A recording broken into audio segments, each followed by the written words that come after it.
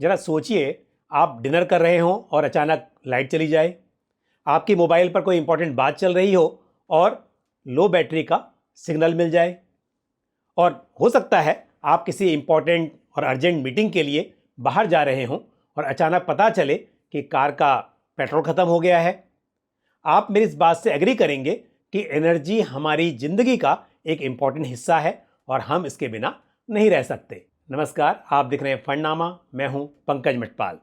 आज फंडनामा की इस एपिसोड में हम बात करेंगे ICICI Prudential energy opportunities fund की, जिसका एनएफओ 2 जुलाई से 16 जुलाई 2024 तक ओपन है। इंडिया की स्ट्रक्चरल स्टोरी मजबूत बनी हुई है और ऐसे में एनर्जी सेक्टर इंडिया के विकास लक्ष्य को हासिल करने में एक मजबूत हिस्सेदारी निभाएगा। घर में इलेक्ट्रिक लाइट्स हो या फिर फ्रिज, एसी, पंखे या फिर यातायात के साधन जैसे कार, बाइक, ट्रेन और एयरप्लेन, सबके लिए एनर्जी चाहिए। और डोमेस्टिक ही नहीं, एनर्जी का इंडस्ट्रियल कंजम्पशन भी लगातार बढ़ता जा रहा है। आपको ये जानकर हैरानी होगी कि इंडिया का primary energy consumption last 2 decades में डबल से भी अधिक हो गया है और आज India globally 4th largest energy consumer है। इंडिया का प्रति व्यक्ति एनर्जी कंजम्पशन ग्लोबल एवरेज का 1/3 है, लेकिन चाइना में इसके मुकाबले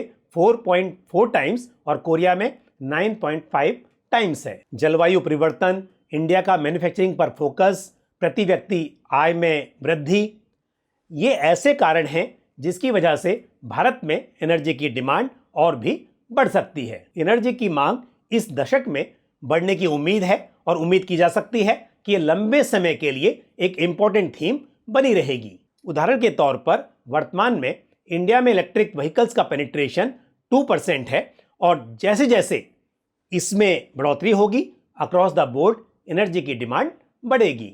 सिमिलरली, क्लाइमेट चेंज का जो इम्पैक्ट हो रहा है, उसके चलते मौसम के अनुसार हीटर और एसी पर डिपेंडेंसी और बढ़ेगी और जिससे एनर्जी कंजम्पशन बढ़ेगा।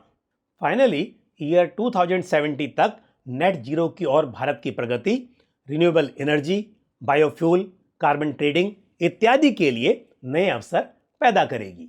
Energy sector, specially oil and gas sector में गवर्नमेंट कई रिफॉर्म्स ला रही है। डोमेस्टिक ऑयल और गैस एक्सप्लोरेशन के लिए फेवरेबल पॉलिसीज, गैस कंजम्पशन के लिए यूनिफाइड टैरिफ को लागू करना, गैस ट्रांसमिशन लाइंस में सिग्निफिकेंट इन्वेस्टमेंट्स, एलएनजी टर्मिनल्स की शुरुआत और सिटी गैस नेटवर्क इत्यादि इसमें शामिल हैं। डोमेस्टिक कोल प्रोडक्शन पर गवर्नमेंट का फोकस, पावर ट्रांसमिशन रिफॉर्म्स और एनर्जी डिस्ट्रीब्यूशन कंपनीज के प्राइवेटाइजेशन ने भी इस सेक्टर के डेवलपमेंट में महत्वपूर्ण योगदान दिया है।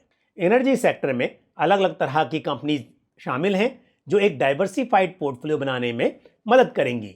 As of May 2024 energy companies का ब्रॉडर मार्केट इंडेक्सेस में प्रॉफिट शेयर 19% है, लेकिन ब्रॉडर स्टॉक मार्केट इंडेक्सेस में एनर्जी कंपनीज का मार्केट शेयर केवल 8% ही है, जो कि सिग्निफिकेंटली कम है। अब यदि परफॉर्मेंस और वैल्यूएशन की बात की जाए तो पिछले कुछ महीनों में ब्रॉडर मार्केट के मुकाबले एनर्जी सेक्टर के बेहतर प्रदर्शन के बावजूद भी इन कंपनीज की वैल्यूएशंस रीजनेबल हैं। निफ्टी एनर्जी इंडेक्स का ट्रेलिंग पीई रेशियो 13.5x है और निफ्टी 50 इंडेक्स का ट्रेलिंग पीई रेशियो 21.4x, यानी कि निफ्टी एनर्जी इंडेक्स का trailing PE ratio Nifty 50 index के ट्रेलिंग पीई रेशियो के मुकाबले सिग्निफिकेंटली कम है। Rising energy demand, governments initiatives और रिन्यूएबल एनर्जी की ओर ग्लोबल शिफ्ट के लॉन्ग टर्म बेनिफिट्स को देखते हुए वैल्यूएशन में ये डिस्पैरिटी एनर्जी सेक्टर में इन्वेस्टमेंट अपॉर्चुनिटी को दर्शाती है। ICICI Prudential energy opportunities fund का इन्वेस्टमेंट यूनिवर्स काफ़ी बड़ा है। स्कीम के इन्वेस्टमेंट यूनिवर्स में green energy, oil and gas sectors, power and related sector से संबंधित कंपनीज, ये सभी शामिल हैं। ICICI Prudential energy opportunities fund का investment portfolio large cap biased होगा और इसमें लंबी अवधि के हिसाब से सूटेबल कंपनीज शामिल होंगी। इस स्कीम को शंकर नरेन और नित्या मिश्रा मैनेज करेंगे और इसका बेंचमार्क इंडेक्स होगा निफ्टी एनर्जी TRI।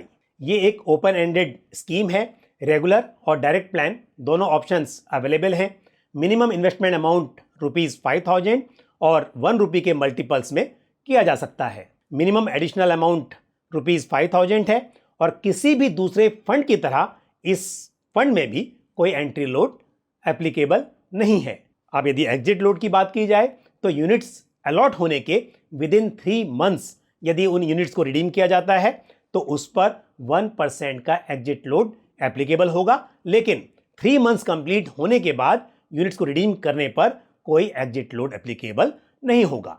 स्कीम में SIP, STP और SWP के ऑप्शंस अवेलेबल हैं।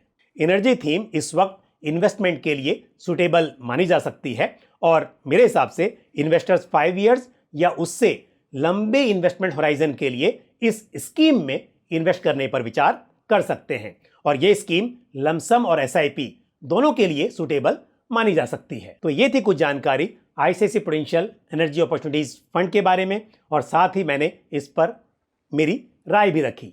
मुझे उम्मीद है ये जानकारी आपको पसंद आई होगी। यदि इस स्कीम से संबंधित आपका कोई भी सवाल या सुझाव हो तो आप कमेंट बॉक्स में पोस्ट कर सकते हैं। फंडनामा के इस एपिसोड में इतना ही। अगले एपिसोड में फिर किसी इंपॉर्टेंट टॉपिक के साथ आपसे मुलाकात होगी। नमस्कार।